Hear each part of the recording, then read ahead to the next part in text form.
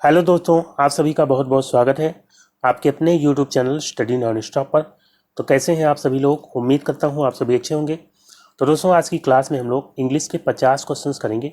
और ये जो मॉक टेस्ट मैंने लिया है, ये रुक्मणी प्रकाशन की बुक है, UPPCL एग्जीक्यूटिव असिस्टेंट की प्रैक्टिस सेट्स की बुक है। तो इसमें से मैंने यहाँ पे ये क्वेश्चंस लिए हैं, जिसमें से 45 क्वेश्चन बुक से हैं और 5 क्वेश्चन फिगर ऑफ स्पीच के मैंने खुद से ऐड किए हैं। तो ये जो मॉक टेस्ट है आपका काफ़ी हेल्पफुल होगा आपके आने वाले UPPCL एग्जीक्यूटिव असिस्टेंट एग्जाम के लिए और किसी भी अन्य परीक्षा के लिए जहाँ पे इंग्लिश से क्वेश्चंस आते हैं, उन सभी के लिए क्लास हेल्पफुल होगी। तो वीडियो को लास्ट तक देखिएगा और अगर आपको वीडियो अच्छा लगे तो एक लाइक ज़रूर करिएगा और अपना स्कोर भी बताइएगा। 50 क्वेश्चन में से कितना आप कर पाते हैं, कितना स्कोर आपका आता है, वो आपको कमेंट करके बताना है। तो दोस्तों, आइए शुरुआत करते हैं। सबसे पहले आपको दिया गया है, select the option that can be used as a one word substitute for the given words. आपको इन वर्ड्स के लिए एक वर्ड बताना है। दिया गया है, a doctor who specialises in x-ray and other kind of radiations. एक डॉक्टर जो कि एक्सरेज में और इसके अलावा और जो रेडिएशंस होते हैं उसमें जो है उसके पास स्पेशलिटी होती है, तो उस डॉक्टर को क्या कहेंगे? कार्डियोलॉजिस्ट। तो कार्डियोलॉजिस्ट होता है हृदय रोग विशेषज्ञ, तो ये यहाँ पे नहीं होगा। बाकी जो है यूरोलॉजिस्ट, ये होता है मूत्र रोग विशेषज्ञ, तो ये भी नहीं होगा। रेडियोलॉजिस्ट यहाँ पे बिल्कुल राइट आंसर हो जाएगा, ऑप्शन सी। और नेफ्रोलॉजिस्ट होता है किडनी रोग विशेषज्ञ, तो यहाँ पे जो है राइट आंसर क्या हो जाएगा? Option C, radiologist. फिर दोस्तों अगला क्वेश्चन लेते हैं, नेक्स्ट है, change the sentence into indirect speech. आपको इनडायरेक्ट स्पीच बताना है। दिया गया है, Vidushi the doctor has advise me to avoid sugar. Said Prabha, Prabha ने कहा विदुषी से, डॉक्टर ने मुझे सलाह दी है शुगर अवॉइड करने के लिए। तो यहाँ पे जो है इसका इनडायरेक्ट बताएंगे। तो सबसे पहले क्या देखेंगे? Tense. The doctor has advised, present perfect tense है, तो इसका जब हम इनडायरेक्ट बनाएंगे तो पास्ट परफेक्ट का जो है स्ट्रक्चर आएगा, यानी कि जो है हैड प्लस वर्ब की थर्ड फॉर्म होगी। तो क्या हो जाएगा? प्रभा। सैड का हो जाएगा टोल्ड, और विदुषी, ऑब्जेक्ट क्या है? विदुषी। ये जो है रिपोर्टेड स्पीच में दिया गया है, तो यहाँ पे जो है टोल्ड विदुषी आ जाएगा। फिर जो है that the doctor had advised, और यहाँ पे हर आ गया। तो मी जो है ये है फर्स्ट पर्सन चेंज होता है किसके अनुसार? सब्जेक्ट के अनुसार। तो सब्जेक्ट कौन है? प्रभा, तो प्रभा के अनुसार यहाँ पे हर आ जाएगा। टू अवॉइड शुगर, तो ये पहला ऑप्शन बिल्कुल यहाँ पे राइट है। बाकी जो है ऑप्शंस अगर आप एलिमिनेट करके करते हैं तो यहाँ पे आप देखेंगे, Prabha told Vidushi that the doctor will be आ गया। Prabha told Vidushi that the doctor advised, यहाँ पे पास्ट इंडेफिनिट है जबकि पास्ट परफेक्ट होना चाहिए। Prabha said to Vidushi that doctor was advising, यहाँ पे पास्ट कॉन्टिन्यूअस आ गया। तो इस तरह से ऑप्शन एलिमिनेट करके भी आप आसानी से आंसर कर सकते थे। फिर दोस्तों अगला क्वेश्चन है, find out which part of sentence has an error. Sentence के किस भाग में एरर है बताना है। दिया गया है, we all are waiting eagerly and looking forward for seeing you soon. तो दोस्तों यहाँ पे बताइए किस पार्ट में गलती है। अगर कोई गलती नहीं तो नो एरर आपका आंसर होगा। तो we all are waiting eagerly, हम सभी जो है उत्सुकता से वेट कर रहे हैं। एंड लुकिंग फॉरवर्ड, यहाँ पे फॉर नहीं आएगा, टू आएगा। लुकिंग फॉरवर्ड, लुक फॉरवर्ड के साथ हमेशा टू आता है। लुक फॉरवर्ड हो गया, या जो है डेडिकेटेड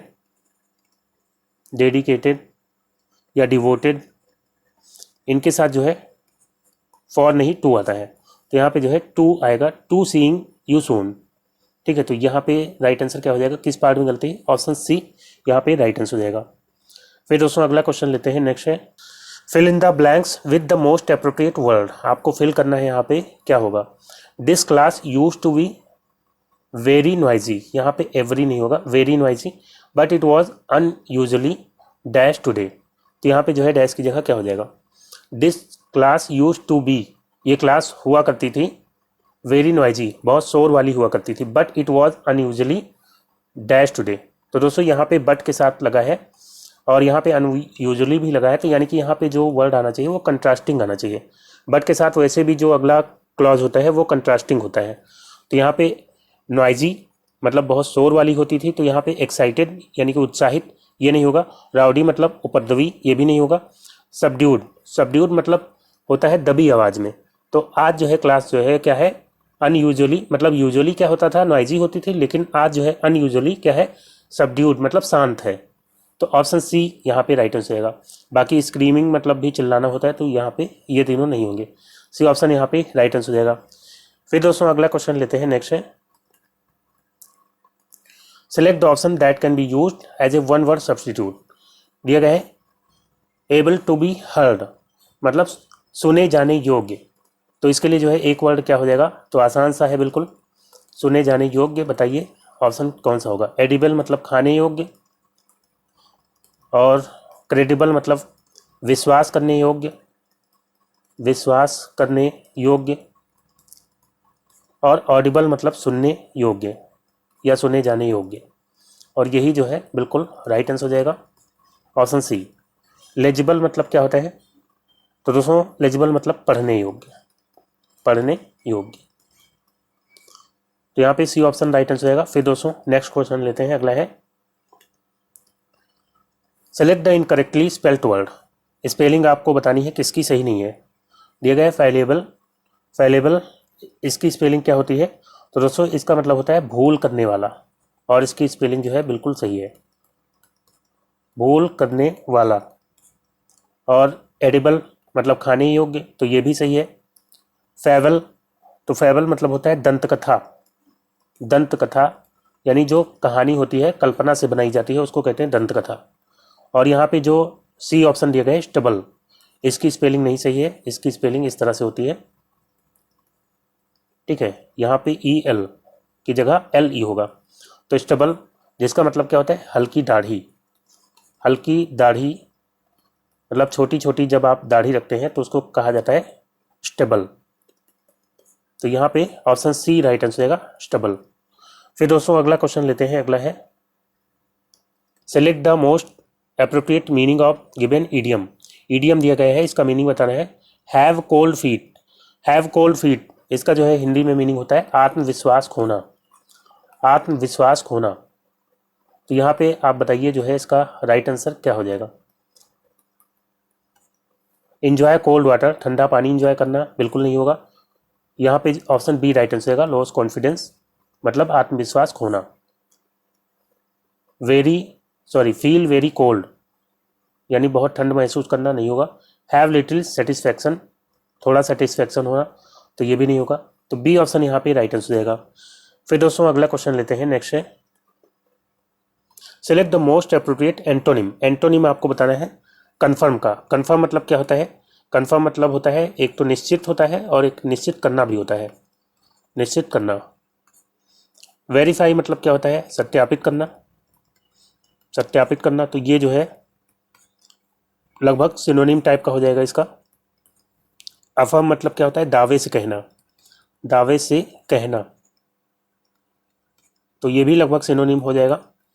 और कंट्राडिक्ट मतलब क्या होता है, विरोध करना, विरोध करना या खंडन करना। और यही जो है इसका राइट आंसर रहेगा, ऑप्शन सी कंट्राडिक्ट। बाकी जो है वैलिडेट मतलब भी सत्यापित करना होता है, तो ये भी जो है सिनोनिम हो जाएगा इसका। तो यहाँ पे सी ऑप्शन राइट आंसर रहेगा। फिर दोस्तों नेक्स्ट क्वेश्चन लेते हैं, अगला है select the most appropriate antonym of given word. दिया गया है वर्ड आपको होस्टाइल। होस्टाइल मतलब क्या होता है, इसका मतलब होता है प्रतिकूल, प्रतिकूल। तो हेटफुल यहाँ पे दिया गया है, हेटफुल मतलब घृणास्पद, तो ये यहाँ पे नहीं होगा। मीन मतलब क्या होता है, मीन मतलब नीच। नेस्टी मतलब गंदा, तो ये भी नहीं होगा। तो राइट आंसर क्या हो जाएगा, ऑप्शन डी। फ्रेंडली मतलब क्या होता है, दोस्ताना, फ्रेंडली मतलब दोस्ताना।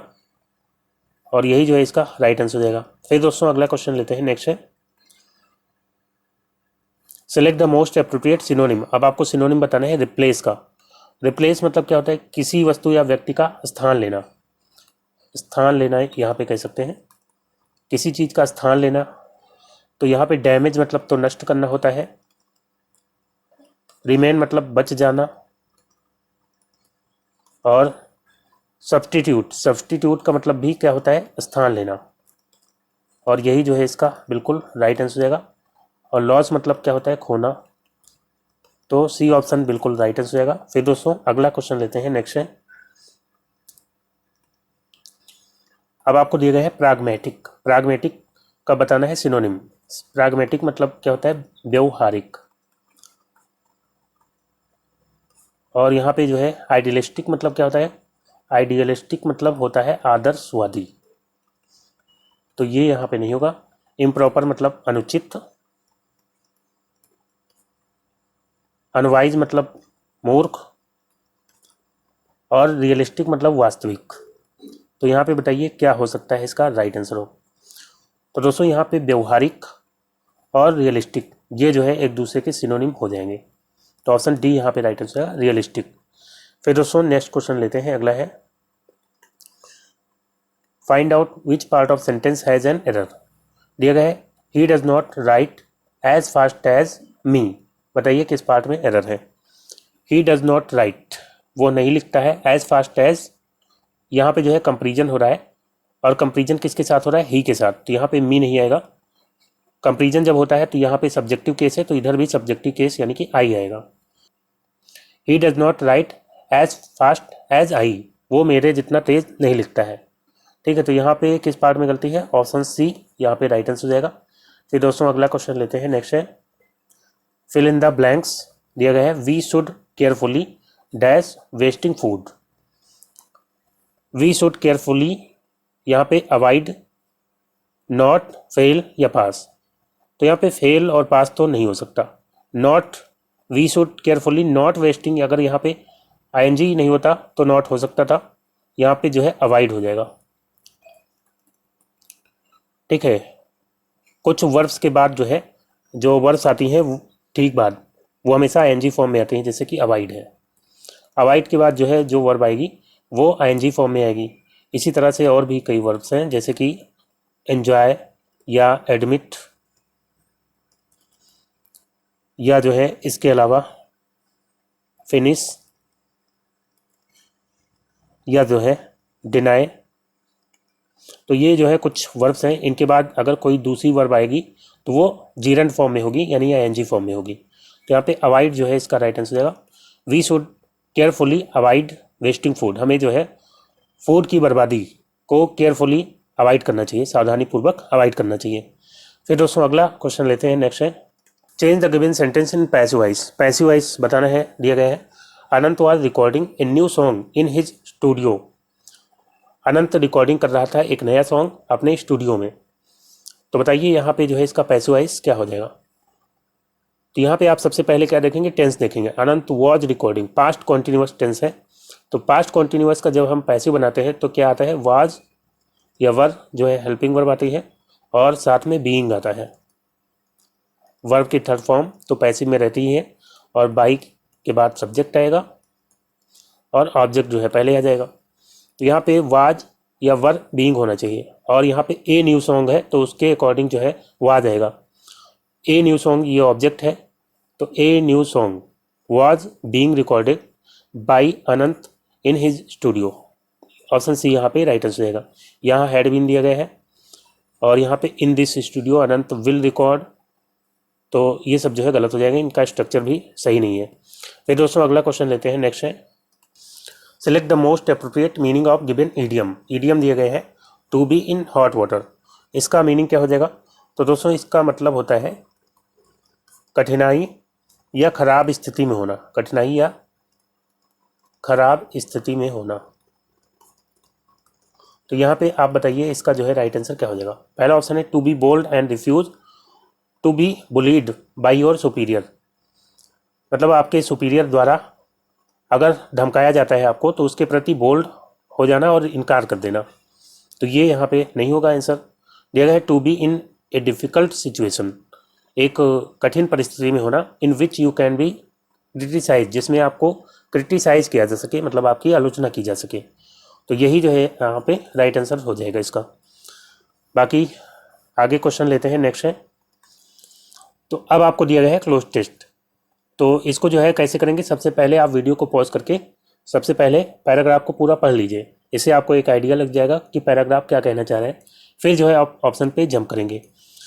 दिया गया है the 2020 Tokyo Paralympics games began dash Tuesday night with the opening ceremony at Japan national stadium. तो यहाँ पे क्या हो जाएगा, the Tokyo Paralympic games began, Tokyo Paralympic games शुरू हुए डैश ट्यूसडे, यहाँ पे एट ट्यूसडे होगा, ऑन ट्यूसडे या इन ट्यूसडे या बाई ट्यूसडे। तो दोस्तों यहाँ पे हो जाएगा ऑन ट्यूसडे। डेफिनिट डे के लिए या डेफिनिट डेट के लिए जो है ऑन आता है, एट आता है डेफिनिट टाइम के लिए, इन आता है डेफिनिट मंथ या ईयर के लिए, तो यहाँ पे जो है ऑन होगा। तो यहाँ पे जो है टोक्यो पैरालंपिक गेम्स शुरू हो गए ट्यूसडे नाइट को विद द ओपनिंग सेरेमनी यानी उद्घाटन के साथ एट जापान नेशनल स्टेडियम। कहाँ पे, जापान नेशनल स्टेडियम में। The 12-day sporting celebration at total of 539 events in 22 para, यहाँ पे डैश क्या होगा। तो दोस्तों यहाँ पे जो है द 12-day स्पोर्टिंग सेलिब्रेशन, 12 दिन का जो स्पोर्टिंग सेलिब्रेशन है, इज इंक्लूडेड होगा या इंक्लूड्स होगा या इंक्लूड या इंक्लूडिंग। तो आप एक बार जब पैराग्राफ पूरा पढ़े रहेंगे तो आपको समझ में आएगा यहाँ पे जो स्ट्रक्चर आना चाहिए वो प्रेजेंट इंडेफिनिट का आना चाहिए। इंक्लूड्स, यहाँ पे इंक्लूड्स हो जाएगा क्योंकि यहाँ पे जो the 12-day sporting celebration singular है तो इसलिए इंक्लूड्स आएगा, ना इंक्लूड आएगा और ना इंक्लूडिंग, ना ही इज इंक्लूडेड। तो यहाँ पे इंक्लूड्स आ जाएगा। वो सेलिब्रेशन के बारे में यहाँ पे बताया जा रहा है कि 12 दिन का जो स्पोर्टिंग सेलिब्रेशन है उसमें है क्या क्या है। टोटल इवेंट्स हैं 539 और 22 पैरा, यहाँ पे क्या हो जाएगा, कंट्रीज, स्पोर्ट्स, इवेंट्स, एथलेटिक्स। तो दोस्तों यहाँ पे जो है बात हो रही है गेम्स की, तो यहाँ पे हो जाएगा स्पोर्ट्स, और 22 जो है पैरा स्पोर्ट्स हैं इसमें। ठीक है, ये जो है जो अभी गेम स्टार्ट हुआ है उसके बारे में बात की जा रही है, तो यहाँ पे हो जाएगा स्पोर्ट्स। फिर आगे दिया गया है the opening ceremony took place in, फिर डैश दिया गया है empty stadium. The opening ceremony यानी उद्घाटन टुक प्लेस इन मतलब हुआ, कहाँ हुआ, in an a one the. तो दोस्तों यहाँ पे जो है एम्प्टी वॉवेल साउंड है तो इसलिए यहाँ पे एन हो जाएगा, इन एन एम्प्टी स्टेडियम। जो उद्घाटन समारोह हुआ वो कहाँ पे हुआ, एक खाली स्टेडियम में हुआ। द गेम्स शुड हैव, फिर डैश दिए गए हैं, place last year but were postponed because of the corona virus pandemic. The games should have के बाद जो है यहाँ पे जो वर्ब आनी चाहिए वो थर्ड फॉर्म आनी चाहिए, तो टेकिंग नहीं होगा, ना ही टुक होगा, टेकन हो जाएगा। Should have taken, the game should have taken place यानी गेम को हो जाना चाहिए था लास्ट ईयर, पिछले साल ही हो जाना चाहिए था, बट वर पोस्टपोन, लेकिन पोस्टपोन कर दिया गया because of the corona virus pandemic, किसके कारण, कोरोना वायरस पेंडेमिक के कारण। तो दोस्तों यहाँ पे जो है 20 में हो गया ऑप्शन सी, और 19 में ऑप्शन ए, और 18 में ऑप्शन बी, और यहाँ पे भी बी, 17 में और 16 में भी बी। ठीक है, फिर दोस्तों अगला क्वेश्चन लेते हैं। नेक्स्ट है select the most appropriate synonym of given word. Synonym आपको बताना है किसका, डिजास्टर का। डिजास्टर मतलब क्या होता है, आपदा, तो इसका सिनोनिम क्या हो जाएगा, हेल्प मतलब मदद, जॉय मतलब खुशी, ब्लेसिंग मतलब आशीर्वाद, तो ये तीनों तो नहीं होंगे। ट्रेजिडी मतलब आपदा, तो यहाँ पे डी ऑप्शन राइट आंसर हो जाएगा। फिर दोस्तों नेक्स्ट क्वेश्चन लेते हैं, अगला है they are facing a dash competition in business. तो यहाँ पे क्या हो जाएगा, फेयर्स कॉम्पिटिशन या एंग्री कॉम्पिटिशन, तो एंग्री यहाँ पे नहीं होगा, वायलेंट कॉम्पिटिशन नहीं होगा, बोल्ड कॉम्पिटिशन भी नहीं होगा, यहाँ पे जो है फेयर्स कॉम्पिटिशन हो जाएगा, fierce competition. They are facing a fierce competition, वह फेयर्स मतलब कि कठिन कॉम्पिटिशन, कठिन प्रतिस्पर्धा को फेस कर रहे हैं इन बिजनेस में, तो कठिन कॉम्पिटिशन के लिए फेयर्स कॉम्पिटिशन आ जाता है, या जो है रिगरस कॉम्पिटिशन भी कह सकते हैं। रिगरस कॉम्पिटिशन मतलब भी होता है कठिन कॉम्पिटिशन। ठीक है, तो यहाँ पे फेयर्स कॉम्पिटिशन हो जाएगा ऑप्शन ए। फिर दोस्तों अगला क्वेश्चन लेते हैं, नेक्स्ट है, अब आपको दिया गया है select the option that can be used as a one word substitute. One word substitute बताने हैं इन वर्ड्स के लिए दिया गया है a person who wanders from place to place without a home or job. एक व्यक्ति जो टहलता रहता है एक जगह से दूसरी जगह बिना घर के या जॉब के, तो उसको क्या कहते हैं? पहला ऑप्शन दिया गया है ट्रुएंट। तो ट्रुएंट मतलब क्या होता है? इसका मतलब होता है कामचोर, कामचोर या बेकार घूमने वाला, बेकार घूमने वाला। और यहाँ पे दिया गया है वेगाबोंड। वेगाबोंड मतलब क्या होता है? तो इसका मतलब होता है खाना बदोश, खाना बदोश या जो है बेकार घूमने वाला भी कह सकते हैं। तो ऑप्शन बी यहाँ पे राइट आंसर होगा। अब यहाँ पे ट्रुएंट मतलब बेकार घूमने वाला तो होता है, लेकिन इसका ये मतलब नहीं होता है कि उसके पास घर ना हो या जॉब ना हो। और वेगाबाउंड मतलब उसके पास घर नहीं है, जॉब नहीं है, ऐसे इधर उधर भटक रहा है, तो उसको कहते हैं वेगाबाउंड। तो इसलिए बी ऑप्शन यहाँ पे राइट आंसर होगा। माइग्रेंट मतलब क्या होता है? प्रवासी होता है। और रिफ्यूजी मतलब शरणार्थी होता है। तो बी ऑप्शन यहाँ पे राइट आंसर होगा। फिर दोस्तों अगला क्वेश्चन लेते हैं, नेक्स्ट है select the incorrectly spelled word. गलत स्पेलिंग वाला आपको वर्ड बताना है। दिया गया है लैंडस्केप। लैंडस्केप, तो इसकी स्पेलिंग जो है सही है यहाँ पे। इसका मतलब क्या होता है? इसका मतलब प्राकृतिक दृश्य, जहाँ पे पहाड़, नदी, ये सब चीज़ें होती हैं, तो उसको कहते हैं लैंडस्केप। तो ये जो है सही है स्पेलिंग। लैप्स भी यहाँ पे दिए गए हैं।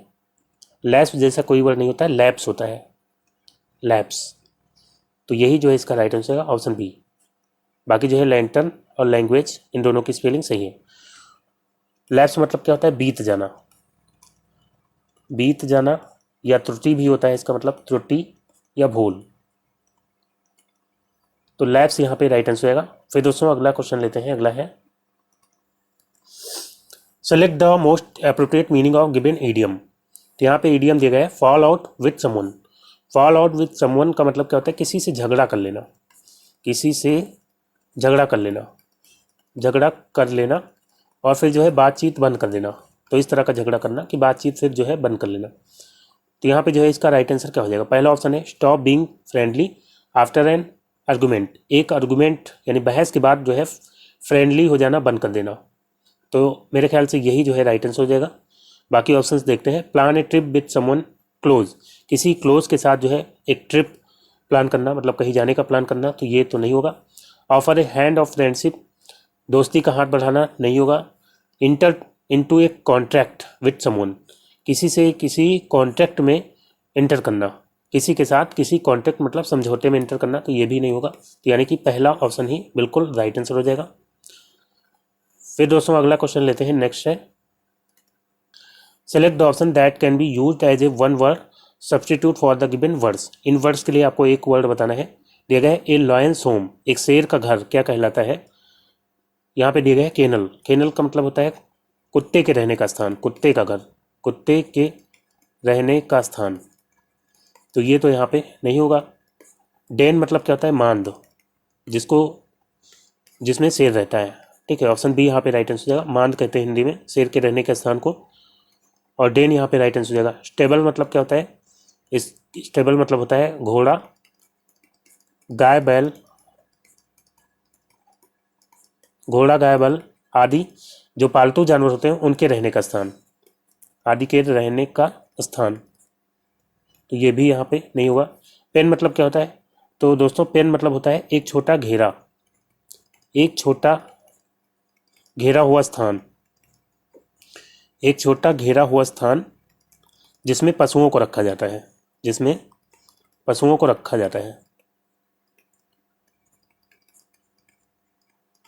तो यहाँ पे जो है ऑप्शन बी बिल्कुल राइट आंसर जाएगा। फिर दोस्तों अगला क्वेश्चन लेते हैं। नेक्स्ट है दिए गए हैं find out which part of sentence has an error. Sentence के किस भाग में एरर है? The police was investigating into the case. बताइए किस भाग में एरर है? द पुलिस वॉज इन्वेस्टिगेटिंग, तो यहाँ पे जो है इनटू जो दिया गया है ये जो है इसकी कोई ज़रूरत नहीं है। यहाँ पे इन्वेस्टिंग के बाद जो है सीधा द केस आ जाएगा, कोई प्रीपोजिशन की ज़रूरत नहीं होती है। The police was investigating the case, police जो है केस को इन्वेस्टिगेट कर रही थी। तो यहाँ पे किस पार्ट में गलती है? ऑप्शन बी यहाँ पे राइट आंसर हो जाएगा। फिर दोस्तों अगला क्वेश्चन लेते हैं। नेक्स्ट है तो अब दोस्तों आपको बताना है सिनोनिम किसका? डिस्टिंग्विश्ड का। इसका मीनिंग क्या होता है? तो दोस्तों इसका मतलब होता है अलग या प्रतिष्ठित या जो है सम्मानित। तो यहाँ पे इसका राइट आंसर क्या हो जाएगा? प्रॉस्परस मतलब क्या होता है? समृद्ध, समृद्ध होता है, तो ये यहाँ पे नहीं होगा। ऑब्सक्योर मतलब क्या होता है? ऑब्सक्योर मतलब अस्पष्ट। और ऑनर्ड मतलब क्या होता है? सम्मानित। तो दोस्तों यही जो है इसका हो जाएगा right answer option C. Available मतलब उपलब्ध। फिर दोस्तों नेक्स्ट क्वेश्चन लेते हैं। नेक्स्ट है, दिया गया है change the sentence in passive voice. Passive voice बताना है इसका। My father owns a large piece of fertile land. तो दोस्तों यहाँ पे क्या हो जाएगा? My father owns a large piece of fertile land. मेरे जो पिताजी हैं वो एक बड़े से फर्टाइल लैंड के मालिक हैं। तो दोस्तों यहाँ पे क्या होगा इसका राइट आंसर? तो सबसे पहले क्या देखेंगे? टेंस। माई फादर ओन्स, तो यहाँ पे जो है कौन सा टेंस हो जाएगा? Present indefinite. और प्रेजेंट इंडेफिनिट है तो इसका जब पैसिव बनाते हैं तो इज, एम, आर आता है। फिर जो है वर्ब की थर्ड फॉर्म आ जाती है। सब्जेक्ट बाई के बाद जो है सब्जेक्ट आ जाएगा, इधर जो है ऑब्जेक्ट पहले आ जाएगा। तो ऑब्जेक्ट यहाँ पे क्या है? My father owns a large piece of fertile land. तो a large piece of fertile land ये जो है ऑब्जेक्ट है। A large piece of fertile land, और जो है ये सिंगुलर है तो इसके लिए इज आएगा। ओन्ड बाई माई फादर, यही जो है इसका राइट आंसर हो जाएगा। बाकी जो है इसमें वॉज दिया गया है, हैज़ बीन दिया गया है, इज बीइंग दिया गया है, तो ये तीनों गलत हो जाएंगे। तो इस तरह से जो है आप आसानी से कर सकते हैं। ऑप्शन ए बिल्कुल राइट आंसर हो जाएगा। फिर नेक्स्ट क्वेश्चन लेते हैं। अगला है select the most appropriate antonym. Antonym आपको बताना है स्टार्व का। स्टार्व मतलब एक तो भूखा होता है और एक होता है भूखे मरना, या भूखे मारना भी होता है। तो अब आप जो है बताइए इसका राइट आंसर क्या हो जाएगा? रिफ्रेन मतलब क्या होता है? तो दोस्तों रिफ्रेन मतलब होता है बचना, किसी चीज़ से बचना या परहेज करना। तो ये यहाँ पे नहीं होगा। फास्ट मतलब क्या होता है? फास्ट मतलब भूखा रहना, तो ये तो सिनोनिम टाइप का हो जाएगा। और जो है स्टफ, स्टफ मतलब होता है कि ठूस ठूस कर खिलाना, ठूस ठूस कर खिलाना। और यही जो है यहाँ पे राइट आंसर हो जाएगा ऑप्शन सी। डाइट मतलब क्या होता है? आहार। तो सी ऑप्शन यहाँ पे राइट आंसर हो गया। फिर दोस्तों नेक्स्ट क्वेश्चन लेते हैं। अगला है, अब आपको दिए गए है प्रॉस्पर। इसका भी एंटोनिम आपको बताना है। प्रॉस्पर मतलब होता है फलना फूलना, फलना फूलना। थ्राइव मतलब क्या होता है? तो दोस्तों थ्राइव मतलब भी होता है फलना फूलना, फलना फूलना। तो ये जो है सिनोनिम हो जाएगा इसका। और ब्लूम मतलब भी यही होता है, फलना फूलना। फ्लोरिश मतलब भी फलना फूलना ही होता है। डिक्लाइन यहाँ पे राइट आंसर हो जाएगा। डिक्लाइन मतलब क्या होता है? डिक्लाइन मतलब होता है घटना, कम हो जाना। और इसके अलावा जो है इसका एंटोनिम हो सकता है विदर। विदर मतलब क्या होता है? मुरझाना। तो ये भी इसका एंटोनिम हो जाएगा प्रॉस्पर का। फिर दोस्तों अगला क्वेश्चन लेते हैं। नेक्स्ट है, अब आपको यहाँ पे एरर बताना है। Seldom if never did Ram come to school. बताइए जो है यहाँ पे किस पार्ट में एरर है? तो दोस्तों सेल्डम इफ नेवर, यहाँ पे सेल्डम इफ के साथ नेवर नहीं आता है, सेल्डम इफ के साथ आता है एवर। ठीक है, seldom if ever did Ram come to school, शायद ही राम कभी स्कूल आया हो, ये जो है इसका मीनिंग होगा। अगर नेवर आएगा तो सेल्डम और नेवर होता है, सेल्डम और नेवर।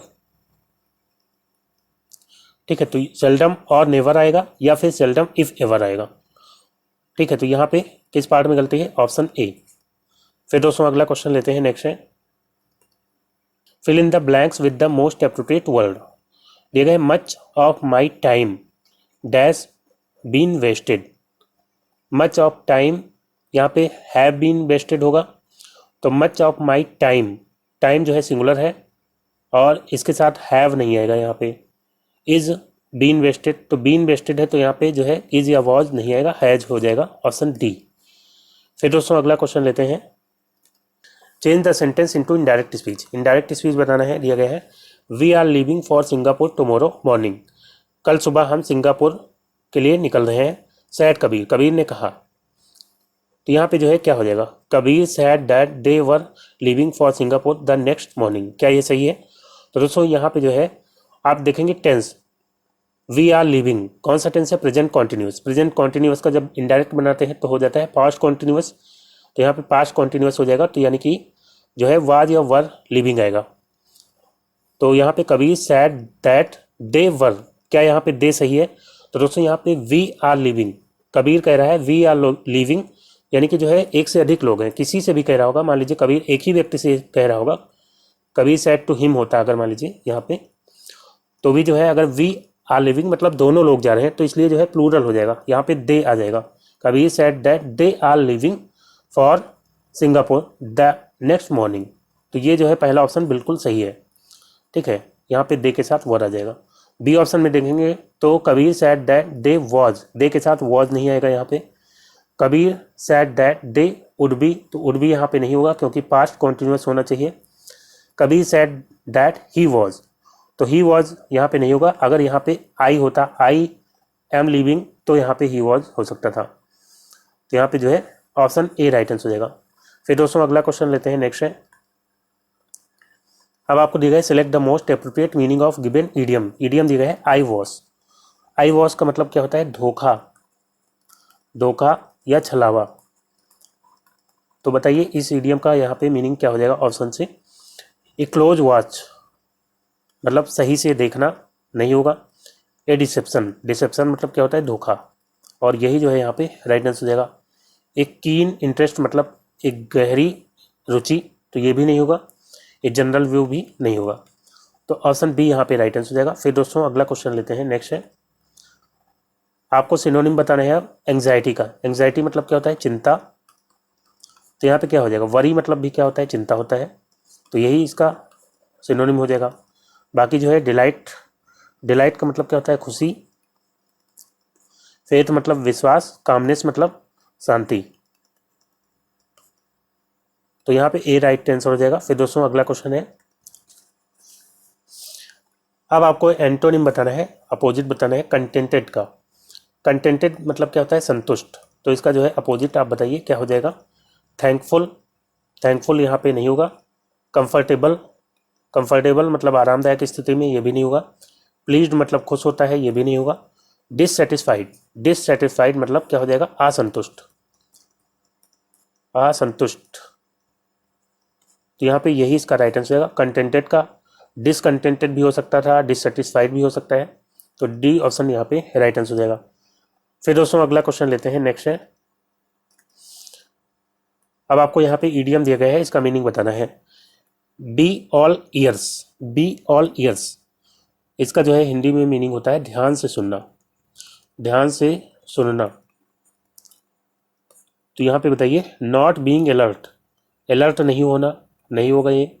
ईगर टू लिसन, सुनने को उत्सुक रहना, तो यही राइट आंसर हो जाएगा, eager to listen. Be content, be content मतलब क्या होता है? संतुष्ट रहना, तो ये भी नहीं होगा, संतुष्ट रहना। और रेडी टू वेट मतलब वेट करने के लिए रेडी रहना, तो ये भी नहीं होगा, तो बी ऑप्शन यहाँ पे राइट आंसर हो जाएगा। फिर दोस्तों अगला क्वेश्चन है, identify the segment that contains A grammatical error. Sentence के किस सेगमेंट में, किस भाग में ग्रामेटिकल एरर है? दिया गया है ही वॉज कीन set an example for others, तो बताइए यहाँ पे किस पार्ट में एरर है? ही वॉज कीन, दोस्तों कीन के बाद जो है यहाँ पे इन्फिनिटिव आना चाहिए। He was keen to set होना चाहिए यहाँ पे। He was keen to set an example for others, यानी कि वो जो है उत्सुक था दूसरों के लिए एग्जाम्पल सेट करने के लिए, तो यहाँ पे जो है राइट आंसर क्या हो जाएगा? किस पार्ट में गलती है? कीन सेट, कीन टू सेट होना चाहिए। फिर दोस्तों अगला क्वेश्चन लेते हैं, नेक्स्ट है। अब आपको दिया गया है improve the bold part of sentence if required. Sentence का जो बोल्ड पार्ट है अगर जरूरत है तो उसको इंप्रूव करना है। दिया गया है they were not surprised by the results and nor were I, तो दोस्तों they were not surprised by the result and nor were, were यहाँ पे बोल्ड दिया गया है, तो यहाँ पे वर जो है सही नहीं है, इसकी जगह क्या होना चाहिए? Nor did I, option C यहाँ पे राइट हो जाएगा। They were not surprised by the result, वे रिजल्ट से सेटिस्फाइड नहीं थे, एंड नॉर डिड आई, और ना ही मैं था, तो सी ऑप्शन यहाँ पे राइट आंसर होगा। फिर दोस्तों नेक्स्ट क्वेश्चन लेते हैं, अगला है।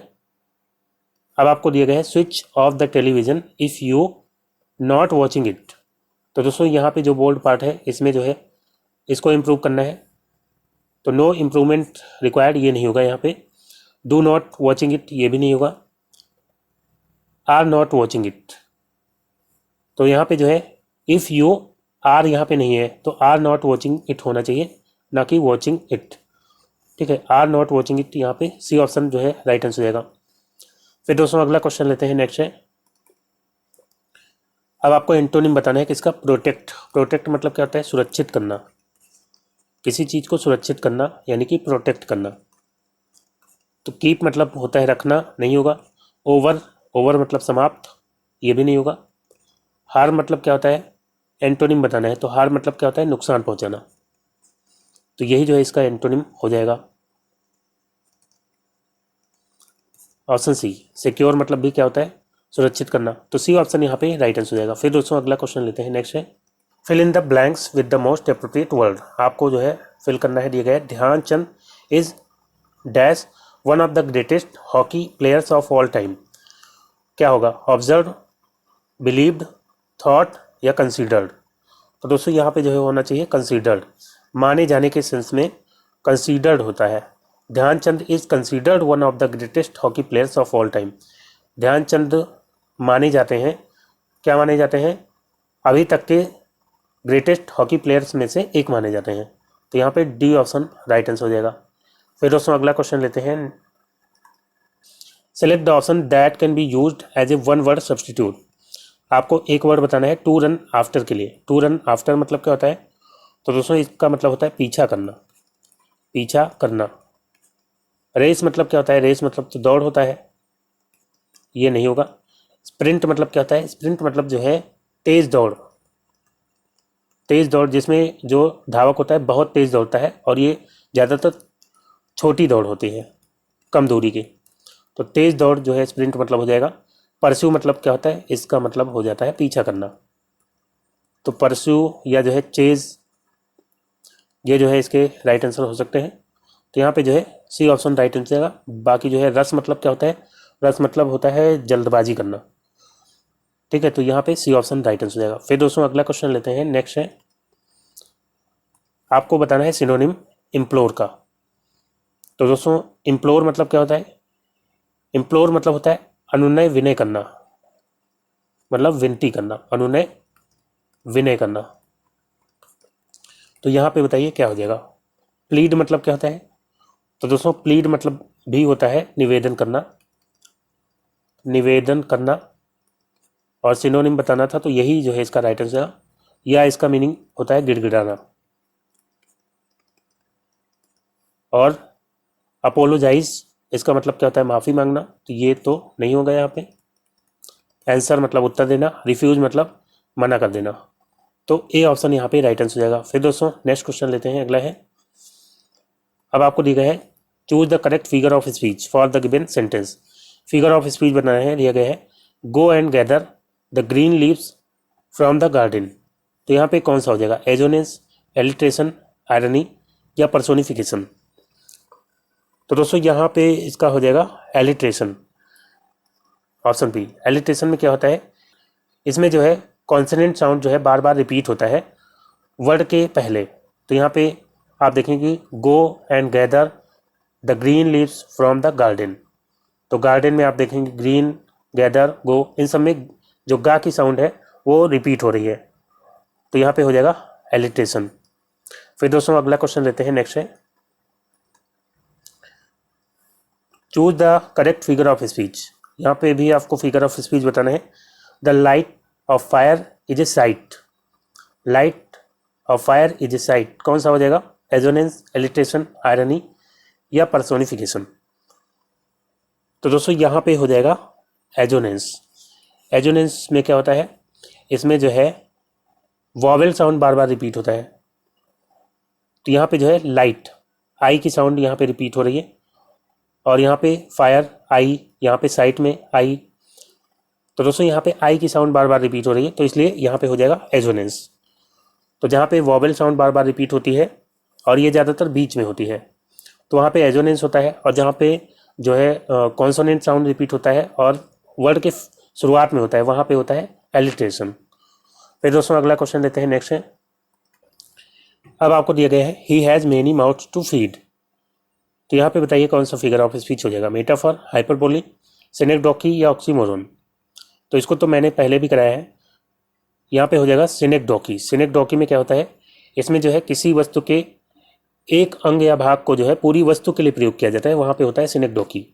तो यहाँ पे दिया गया है he has many mouths to feed.